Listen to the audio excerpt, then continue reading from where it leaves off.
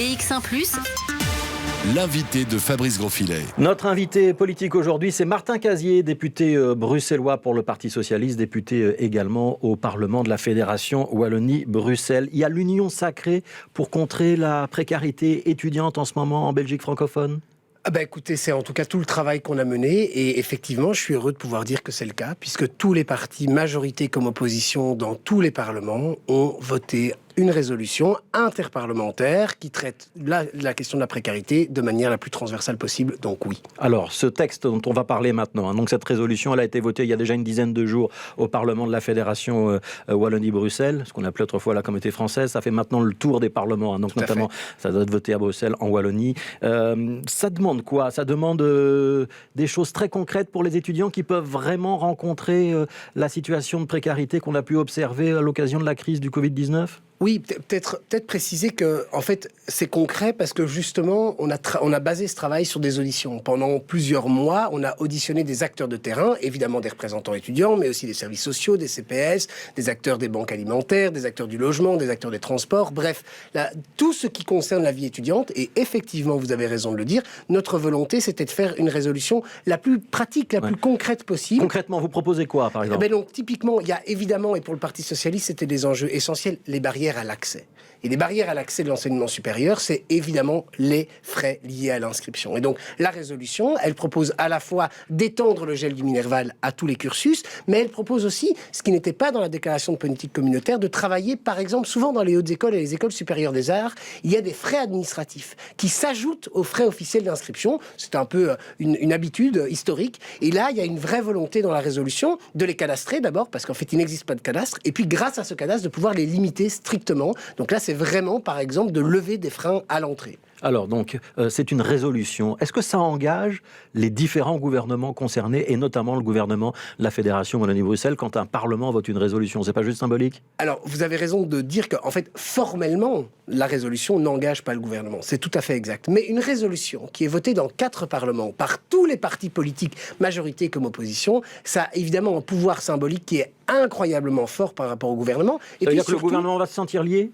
Oui. Mais je ne vois pas comment ils ne pourraient pas se sentir liés. Et puis surtout, ça veut dire que tous les parlementaires dans tous ces parlements vont pouvoir faire le suivi de la mise en œuvre, évidemment, de cette résolution. Et donc, les ministres auront effectivement une obligation, pas formelle, vous avez raison, mais morale, bien sûr, à travailler sur la mise en œuvre de ces recommandations. Et donc, ça va notamment s'imposer à Valérie Glatini, qui est la ministre de l'Enseignement supérieur. Tout à fait. Ouais, dans les autres points de cette résolution, il est notamment question de logement, il est question d'abonnement de transport aussi. Ça, ce sont des compétences régionales. Ça veut dire que vous allez suivre ce dossier-là à Bruxelles. C'est déjà en bonne voie ou pas ? Vous avez vu qu'à Bruxelles, on vient de faire baisser l'abonnement scolaire à 12 € au lieu de 50 € par an. Ça va même s'appliquer aux jeunes non étudiants. Donc on va passer de 499 à 50 € par an. Donc on est sur ce chemin-là.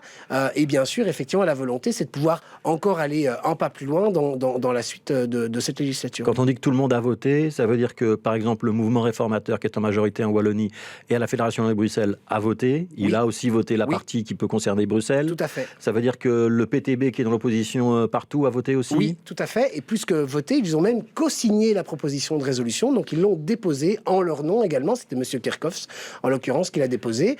Et par exemple, à Bruxelles, c'est Mme Barzin, avec lequel nous avons défendu le texte à Bruxelles, en COCOF. Et donc, ça veut dire que tout va bien pour les étudiants et que la période difficile est derrière eux ? Non, là, vous avez raison. Évidemment, la difficulté, c'est les temps d'action politique et le temps de réalité de concrétisation sur le terrain. Donc, non, les choses ne vont pas encore bien sur le terrain pour les étudiants, on le sait bien, on espère tous simplement une chose, c'est que la rentrée se fasse en code vert, c'est-à-dire en présentiel. Ce sera déjà une facilitation dans le cadre des études, mais pour le reste, nous voulons rapidement qu'un certain nombre d'éléments qui sont ici dans cette résolution soient mis en œuvre. Rapidement, ça veut dire que le gel des Minerval ou le cadastre des frais administratifs qui s'ajoutent au Minerval, ce sera le cas pour la rentrée de septembre ou pas ? On va prendre un exemple sur les bourses d'études, par exemple, qui sont aussi repris ici. Il y a déjà la ministre, dans cet ajustement budgétaire-ci, des éléments d'élargissement des critères de bourse et d'augmentation des plafonds. Pour ce qui est évidemment du gel du Minerval, c'était dans la déclaration de politique communautaire. Donc nous, PS, nous estimons que ça doit être fait effectivement très rapidement. Ça ne pourra probablement pas être fait pour cette rentrée-ci,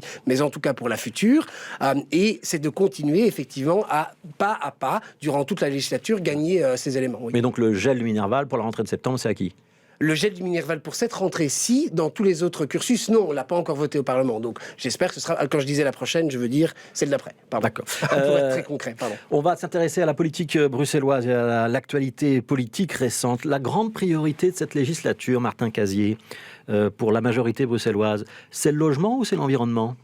Ah, écoutez, le premier chapitre de la déclaration de politique régionale, c'est le logement. Ouais. Et donc moi je crois que... Et c'est le logement pour une bonne et simple raison, c'est que...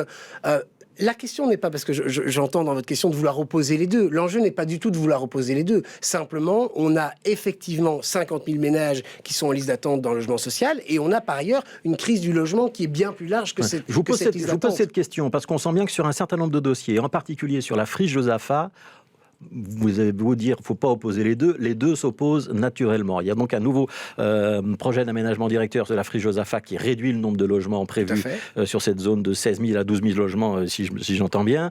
Il y a déjà le mouvement réformateur qui dit que ça ne va pas assez loin et que ça menace la biodiversité. Et j'entends déjà du côté des colos qu'on dit il faut se donner le temps de réétudier ce PAD, il faudra peut-être encore le modifier. Vous n'êtes pas en train de perdre la partie du logement au bénéfice de l'environnement ? Écoutez, moi je crois qu'aujourd'hui, quand on fait la balance de tout le travail que fait Nawal Benamou en termes d'accessibilité au logement, l'allocation au loyer, dans quelques jours, la lutte contre les loyers abusifs qui sera votée au Parlement et tout ça, non, on est en train d'avancer très très concrètement sur ce terrain. Par contre, c'est vrai que vous avez raison. Quand je dis il ne faut pas opposer, ce que je veux dire par là, c'est qu'on ne gagne rien si on veut faire de Bruxelles une ville durable et résiliente, à faire croire qu'il faut choisir l'un ou l'autre. Par contre, vous avez raison de pointer qu'évidemment, quand on parle de terrain, évidemment que les deux s'entrechoquent. Mais ici, le gouvernement bruxellois s'est mis d'accord sur une nouvelle phase du PAD. Il est avance, mais je précise, le PAD sera soumis à concertation. Est-ce que ce nouveau PAD, il s'impose à tous les partenaires de la majorité, en ce compris écolo ? Écoutez, le gouvernement a approuvé en deuxième lecture le PAD. Voilà. Et donc ça ne vous gêne pas que des mandataires écolos disent déjà il va falloir peut-être le négocier et faire pression à nouveau. Je crois que là où il y a une vérité et qui est juste, c'est que les riverains, les habitants vont de nouveau pouvoir, dans une phase de consultation, s'exprimer sur ce PAD. Et donc, tout l'enjeu, ça va être de voir dans quelle mesure est-ce que les modifications qui ont été apportées répondent de manière suffisante aux interrogations des habitants. Et pour vous, Martin Casier, vous n'habitez pas Scarbeck, c'est peut-être un petit peu loin de Watermal-Boisfort, mais malgré tout, j'imagine que vous avez une petite idée. Réduire le nombre de logements, mais n'avoir qu'un peu plus d'1 hectare de zones réservées à la biodiversité, c'est un équilibre suffisant où il faut encore un peu baisser les logements pour remonter encore un peu la biodiversité. Écoutez, donc moi, je pense aujourd'hui que la proposition approuvée par le gouvernement est une bonne proposition sur la table. Elle va, je le disais très sincèrement, être soumise à concertation, donc on verra bien. C'est un peu le même débat sur d'autres friches sur le territoire bruxellois. Je crois que c'est aussi, il faut bien comprendre qu'on ne réglera pas la question de la crise du logement uniquement en construisant. Mais la construction fait partie de la réponse à la crise, mais il y a d'autres outils qu'il faut mobiliser aussi. C'est pour ça que c'est l'ensemble de la politique qu'il faut voir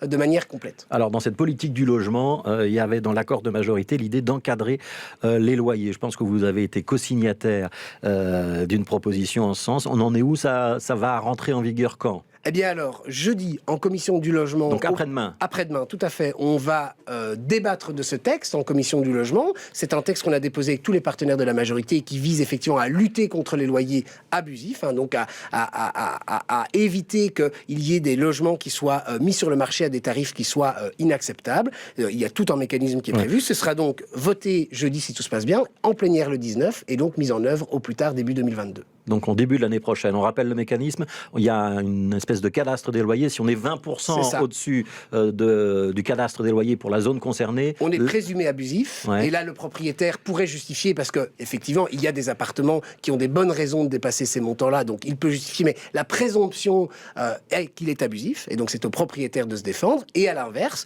même si on ne dépasse pas ce montant, le locataire peut estimer que les qualités intrinsèques du bien ne sont pas suffisantes par rapport au loyer demandé, et donc là aussi faire valoir ses droits pour demander une réduction de loyer. Et dans ce cas-là, qu'est-ce qui se passe ? On est renvoyé devant une commission qui arbitre le litige ? Alors il y a effectivement une commission paritaire qu'on a mis en place qui rendra des avis et qui pourra dire si oui ou non la demande de révision est fondée, et puis c'est le juge de paix de la justice donc qui tranchera en faveur ou en défaveur de l'un ou de l'autre. Si ce texte rentre en vigueur donc au début de l'année prochaine comme vous nous le promettez, ce sera une grande avancée pour beaucoup de locataires ? Écoutez, ça fait 15 ans, 20 ans que pour le Parti Socialiste, la question des loyers abusifs est au cœur de notre programme. Donc oui, je crois que ce sera une avancée absolument remarquable. Merci beaucoup, Martin Casier. Merci d'avoir été notre invité. Je rappelle, vous êtes député bruxellois pour le Parti Socialiste. On va tourner une petite page de pub et puis il sera 12h30 et c'est Michel Gaillard qui vous présente le journal.